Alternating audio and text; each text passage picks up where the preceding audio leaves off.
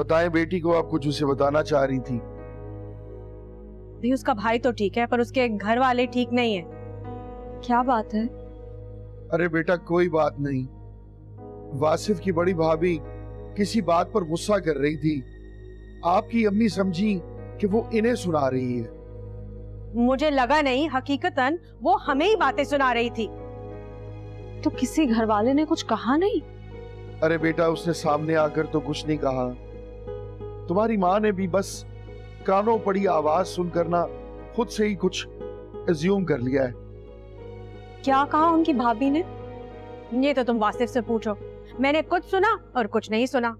पहले सुना कि फ्रूट कुछ खराब है, फिर सुना कि रिश्ता मनहूस है। तुम भी कमाल करती हो, खुद ही कह रही हो कि मैंने कुछ सुना कुछ नहीं सुना। ऐसी बेटी को कंफ्यूज कर रही हो।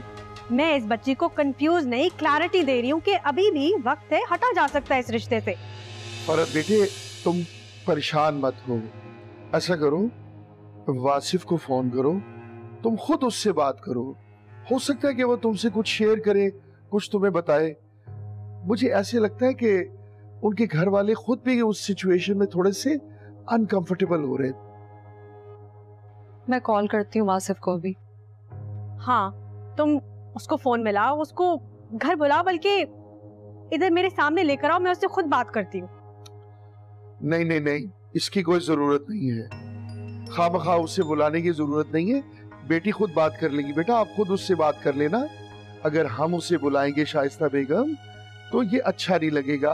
अभी रिश्ते की बात चल रही है, वो कहेंगे कि लड़की के माँ बाप बुलाकर हमारे बेटे की जवाब तलबी कर रहे हैं। बर्तन धो लो तो मेरे पास आना।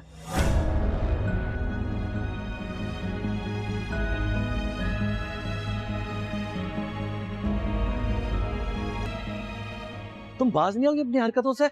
बस अम्मा ने पटिया पढ़ा के भेज दी और यहाँ आ गए हम पर बमबारी करने के लिए। तुम्हारी धौंस में नहीं आने वाली, अब मैंने बता दिया तुमको। अच्छा देखा नहीं तुमने अपनी आंखों से है? जब अस्मा पे बात आई तो अदालत बर्खास्त। वैसे तो बड़ी भी मुझसे बड़े सवाल जवाब कर रही थी। उस वक्त अब्बू आ गए थे, अम्मी ने बिल्कुल ठीक किया। अगर अब्बू देख लेते ना और गुस्से होते। अरे किस बात का गुस्सा करते, काहे का गुस्सा करते हैं? किया क्या है मैंने? मेरा कोई कसूर नहीं है, मैं क्यों डरूं फिर?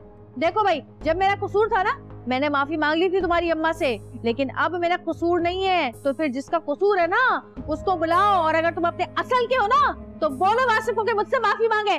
बस ये बात है ना अपने भाई से क्या करो, समझ गई? अब एक लफ्ज़ बोला ना तो जबान खींच लूंगा तुम्हारी।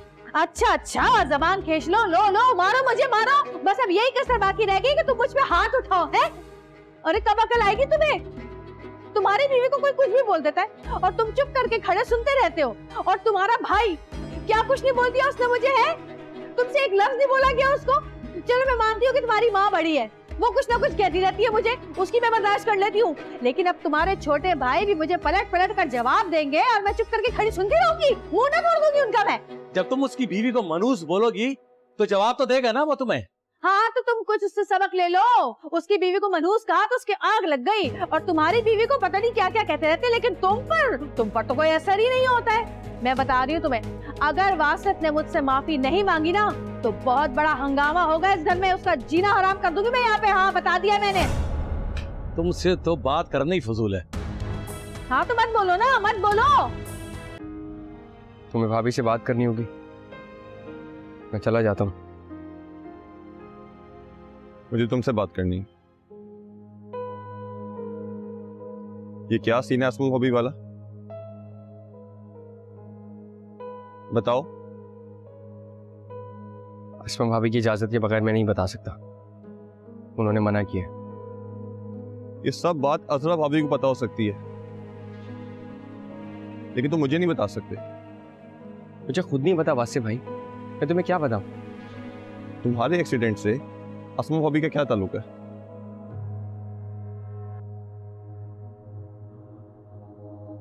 क्यों बुलाया था तुम्हें?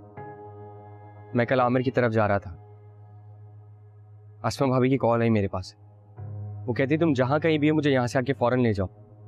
वो बहुत घबराई हुई थी। मेरे पूछने पर उन्होंने पीआईबी कॉलोनी के पास कोई क्लिनिक था उसका एड्रेस बताया।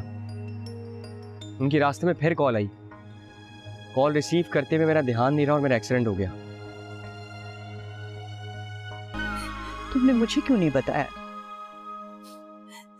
मैं तो किसी को नहीं बताना चाहती थी अम्मी। मुझे नसीर के गुस्से से बहुत डर लगता है। शाज़ेब भी अपने बाप से डरने लगा अम्मी। उसके दिल में उनके लिए नफरत पैदा हो रही है। मैं नहीं चाहती कि मेरा बच्चा अपने बाप से नफरत करे। मैं तो जो सह रही हूँ वो सहती रहूंगी, लेकिन मैं किसी भी सूरत अपना बच्चा जाया नहीं करूंगी अम्मी। किसी की मजाल नहीं है कि कोई जबरदस्ती तुमसे ऐसा करवाए।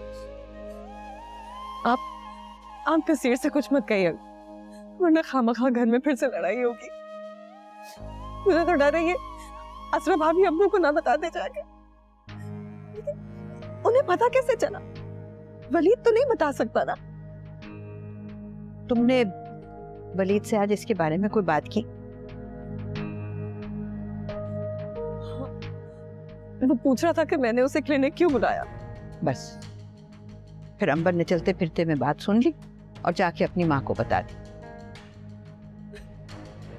अच्छा बस ना, बस अब रोना बंद। बीमार हो जाओगी इस तरह से। हिम्मत करनी है तुम्हें, हिम्मत करो बेटा। मैं अब नसीर के साथ कहीं भी अकेली नहीं जाऊंगी। डर लगने लगा है मुझे उनसे। रात में उनके साथ सोते हुए भी डरती हूँ। आपने नसीर पे गुस्सा मत कीजिएगा, वरना वो समझ जाएंगे कि मैंने कोई शिकायत लगाई है। उन्होंने मुझे सख्ती से कहा था कि इस बात का घर में किसी को पता नहीं चलना चाहिए। अच्छा बस ना, बस सोना बंद करो। इस तरह से तुम करोगी ना तो तुम्हारे होने वाले बच्चे पर बुरा असर पड़ेगा। सब यही कहते हैं कि अगर ज्यादा ज़हनी दबाव हो ना तो बच्चा कमजोर हो जाता है। तो बहुत हिम्मत करना है बेटा, बहुत हिम्मत करना। और मैं नसीर से जरूर बात करूंगी। अगर नहीं करूंगी तो बहुत उलझ जाएगी बात। अगर वो फिर भी ना समझा फिर मैं तुम्हारे अब्बू से बात करूँ। तो फिक्र नहीं करो बेटा, सब ठीक हो जाएगा, सब ठीक हो जाएगा। अजरा भाभी ने तो हद ही कर दी है। ऊपर से जमाल भाई वो कह रहे हैं कि अजरा भाभी चाहती हैं कि मैं उनसे माफी मांगूं, और ये बात जमाल भाई मुझे खुद बता रहे हैं। आप और मेरी बात पे यकीन करने के बजाय वो अजरा भाभी की बात भी यकीन कर रहे हैं। फिर तुमने क्या कहा? कुछ नहीं, मैं तो बगैर कुछ कहे उठ गया था, लेकिन मुझे गुस्सा बहुत आया। आप ही बताएं कि मैंने ऐसा क्या किया था जिसकी वजह से उनसे मैं माफी मांगूं।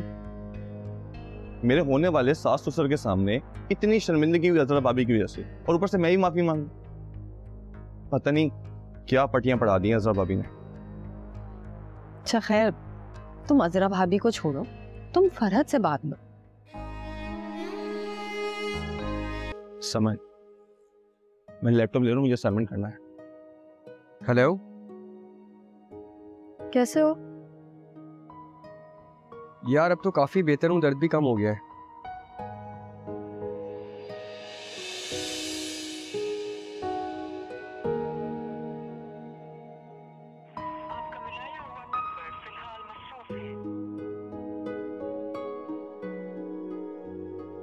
अच्छा मैं कल तुम्हारे लिए ना स्पेगेटीज बना के लाऊंगी। अम्मी ने बोला है कि मिर्च मसाले कम रखें ताकि तुम्हारे जख्मों पर असर ना हो। बता इसलिए रही हूँ ताकि कल शाम का खाना नहीं खाओ तुम।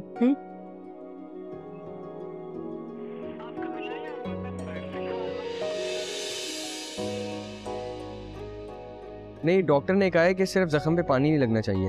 हाँ तो ख्याल करना तुम, कहीं सर गीला करके नहीं बैठ जाना। ठीक है।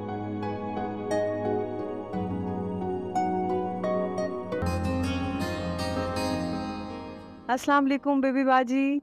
आए हाय शहनाज, हम पर कयामत पे गुजर गई और तुम्हारा कुछ अता पता ही नहीं है। वैसे तो बड़ा बेबी बाजी करती हो, जब वक्त पड़ा तो गायब हो गई, गधे के सर से सींग की तरह। अब आओ बैठो। हमारी अम्मी तो अपनी बेस्ट फ्रेंड का कब से इंतजार कर रही हैं कि वो कब आएगी और अपने दिल का बोझ हल्का करेंगी, है ना अम्मी? एक काम करती हूँ, मैं अंदर जाके खा लेती हूँ, है? आप लोग आराम से बातें करें, वो भी जो मेरे सामने नहीं कर सकते। बैठ जाओ। इतने दिनों बाद आई हो, अपना सड़ा हुआ मुंह बना के क्यों खड़ी हो भाई? आओ शनाज। बस बाजी, अब नहीं आऊंगी। जब भी आऊं इतनी बातें सुना देती है। हो क्या गया इसे? गाड़ी सुन रही होगी। इसे तो लड़ने के लिए कोई ना कोई चाहिए। कोई नहीं मिलेगा ना तो हवा से लड़ने लगेगी।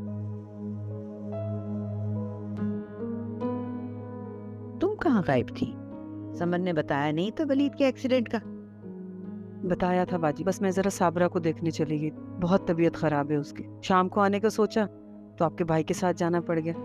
उनके दोस्त के बेटे का निकाह था ना, मेरा तो बिल्कुल दिल नहीं चाह रहा था, बस वो जबरदस्ती में साथ ले गए। अस्मा, अस्मा चाय बना दो शहनाज को। अरे नहीं नहीं बाजी, इसकी जरूरत नहीं है, अभी अभी पीकर आ रही हूँ। अस्मा आएगी बावर्ची खाने में तो ये जाएगी ना। ये बात तो है, ऐसा करती हूँ, इसे ही कहती हूँ हमारे लिए चाय बना दे।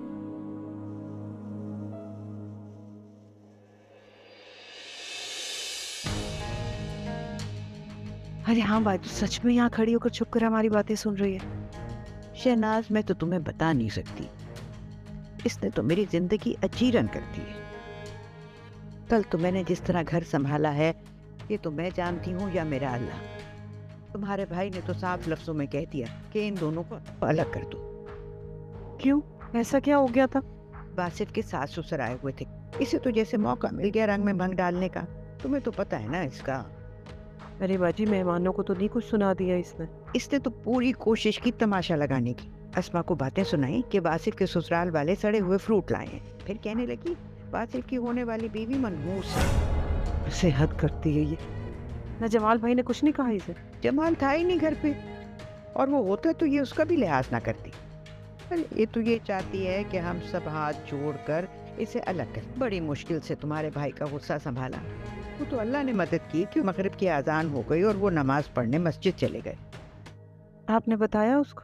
हाँ बताया, बात अस्मा पर डाल दी। क्यों, अस्मा ने क्या किया? शहनाज वो तो एक अलग किस्सा है, लंबी कहानी है, अभी नहीं बता सकती। मैं तुम्हें कल रात से कॉल कर रही हूँ, तुम्हारा नंबर कहाँ बिजी था? मुझे कॉल कर रही हो? कब? तकरीबन 12:30 बजे तक मैंने तुम्हें कॉल की थी। ओह अच्छा। ओ अच्छा क्या मतलब है? तुम किससे बात कर रहे थे? वो मैं बात नहीं कर रहा था, वो वलीद बात कर रहा था समन से। तुम्हारे नंबर पर? क्यों झूठ बोल रहे हो मुझसे? मैं क्यों झूठ बोलूंगा, वो असल में एक्सीडेंट के वक्त वलीद का फोन खो गया था, तो समन ने मुझे कॉल की। कॉल रिकॉर्ड दिखाऊं क्या?